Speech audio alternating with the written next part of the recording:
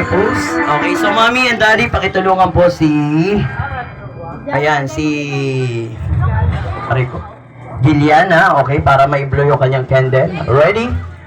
Okay, 1. Tapos, pag-blow ng candle, sabay shot ng camera or cellphone. Okay, daddy and mommy, pakitulungan po si Giliana in 1, 2, 3, and blow. Blow po. Yeah, palakpakan naman mga bata, okay? Kisigaw nga natin, sabay-sabay, let's shout, happy birthday, Giliana! Parang mahina, gusto ni mommy and daddy yung mas malakas!